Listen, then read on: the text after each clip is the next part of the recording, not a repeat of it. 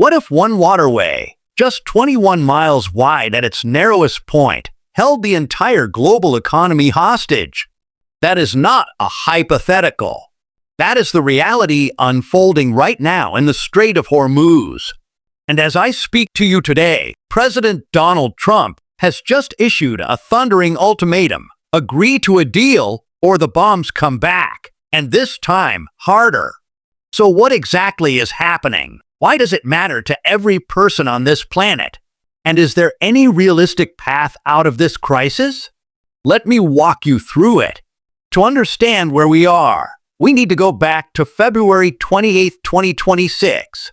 On that date, Israel and the United States began a coordinated series of strikes against Iran, with the stated goals of inducing regime change and targeting Iran's nuclear and ballistic missile program. The consequences were immediate and historic. Iran's supreme leader, Ali Khamenei, was killed in those strikes. In retaliation, Iran launched missile and drone attacks on Israel, U.S. military bases, and U.S. allied Gulf states. The Islamic Revolutionary Guard Corps, the IRGC, issued warnings forbidding passage through the Strait of Hormuz, boarded and attacked merchant ships, and laid sea mines in the waterway. Now here's why this matters to you, even if you live thousands of miles from the Persian Gulf. Before this conflict began, around 20% of global petroleum and 20% of global liquefied natural gas passed through the Strait of Hormuz every year. Roughly 3,000 vessels used the strait each month. That number has now collapsed to around 5% of its pre-war level. Global energy prices have spiked. Supply chains have been disrupted.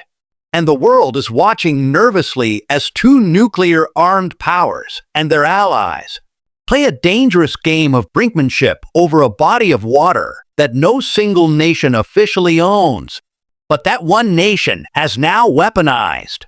Let me take you through what has happened in the weeks since the initial strikes, because the situation has evolved almost daily.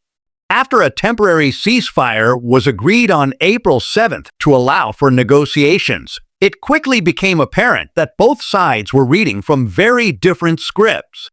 Iran began controlling traffic through the strait and charging tolls of over $1 million per ship. That was unacceptable to Washington. On April 13th, the United States escalated by launching its own counter-blockade. The U.S.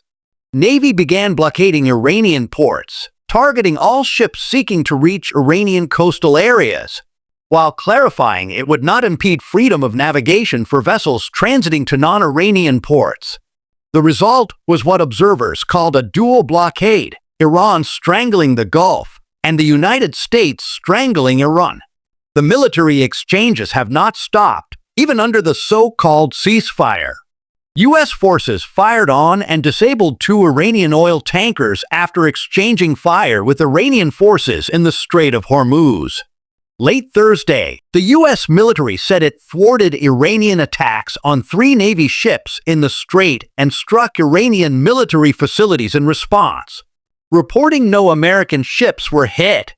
Iran, meanwhile, has continued striking energy targets in neighboring Gulf states. Tehran continued striking energy targets in Gulf neighbors, including Kuwait's oil headquarters. The ceasefire exists largely on paper. Now, diplomacy has been moving on a parallel and equally chaotic track. The U.S. presented Iran with a 15-point proposal through Pakistani mediators, covering the end of Iran's nuclear program, limits on its missiles, reopening the Strait of Hormuz, and restrictions on its support for regional armed groups in exchange for sanctions relief. Iran's position has been firm. Nuclear enrichment is non-negotiable. Tehran has also insisted on war reparations, full sovereignty over the Strait of Hormuz, an end to sanctions, and the release of frozen Iranian assets. The latest breakdown came just days ago. Trump rejected Iran's counterproposal as totally unacceptable, while Tehran vowed it would never bow, prolonging a standoff that has choked the Strait of Hormuz and roiled global energy markets. Iranian President Masoud Pezeshkian was direct. We will never bow our heads before the enemy. And if talk of dialogue or negotiation arises, it does not mean surrender or retreat. So where does Trump's ultimatum come in? Here is the core of it. Trump posted that if Iran agreed to a deal, the U.S. naval blockade of Iranian ports in the Gulf of Oman would allow the Hormuz Strait to be open to all, including Iran. But if they don't agree, the bombing starts, and it will be, sadly, at a much higher level and intensity than it was before. Trump has also been explicit about his leverage calculation. He told Axios the blockade is somewhat more effective than the bombing. They are choking like a stuffed pig, and it is going to be worse for them. They can't have a nuclear weapon. He claimed Iran's oil storage and pipelines are getting close to exploding because Iran cannot export oil due to the blockade. Behind the scenes, the pressure is building. Central Command has reportedly prepared a plan for a short and powerful wave of strikes on Iran in hopes of breaking the negotiating deadlock, likely including infrastructure targets, after which the U.S. would press Tehran to return to the table with more flexibility. The nuclear dimension remains the hardest not to untangle. Trump has demanded that Iran formally halt its nuclear program for a defined period. U.S. officials want at least 10 years and turn over its existing stockpile of an estimated 440 kilograms of highly enriched uranium. Iran holds approximately 440 kilograms enriched to 60% purity. A 90% threshold is needed to produce a functional weapon. The gap between both sides is not just technical, it is existential. Iran sees its nuclear program as its ultimate insurance policy. Washington sees it as an unacceptable threat. Complicating matters further, the broader international community is divided. China and Russia vetoed a UN Security Council draft resolution calling for an end to Iranian attacks and coordinated efforts to restore shipping access. China has continued importing Iranian oil despite the effective closure of the strait, and Beijing has reaffirmed its strategic partnership with Tehran, even while quietly urging diplomacy. The UK, France, and 36 other countries signed a statement expressing readiness to contribute to ensuring safe passage and condemning attacks on commercial shipping. But no coalition has materialized with enough muscle to force the waterway open independently. So what does all of this mean, and where do things go from here? From the beginning, Trump said his goal was not a temporary pause in Iran's nuclear program, but ensuring Iran could never get a nuclear weapon. Yet what is on the negotiating table now looks considerably more modest than that original demand.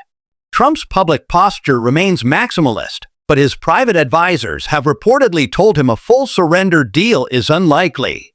In his apparent anxiousness to end a conflict that has sunk his poll numbers to historic lows, Trump seems to have abandoned many of his initial maximalist demands. There are three realistic scenarios ahead. First, a limited framework deal is struck. Iran agrees to a moratorium on high-level enrichment for 10 to 12 years. The strait reopens, and sanctions are partially lifted. This buys time, but solves nothing permanently. Second, talks collapse entirely, and the United States launches another wave of targeted strikes on Iranian infrastructure, which could trigger a broader regional war, drawing in Hezbollah, Houthi forces, and potentially Chinese-backed proxies. Third, and perhaps most dangerously, the stalemate continues indefinitely, squeezing global energy markets, destabilizing Gulf economies, and slowly eroding American credibility as the enforcer of international maritime norms. Here is what I want you to take away from all of this. The Strait of Hormuz is not just a waterway. It is a test of how the post-2024 world order functions or fails. Every week that ships cannot move through it, every missile fired in that narrow stretch of water, every failed round of diplomacy sends a message to the rest of the world about who holds real power and what the rules actually are. The stakes could not be higher, and the clock is running. What do you think? Can Trump and Iran find a deal before the bombs return? Drop your thoughts below, because this conversation matters.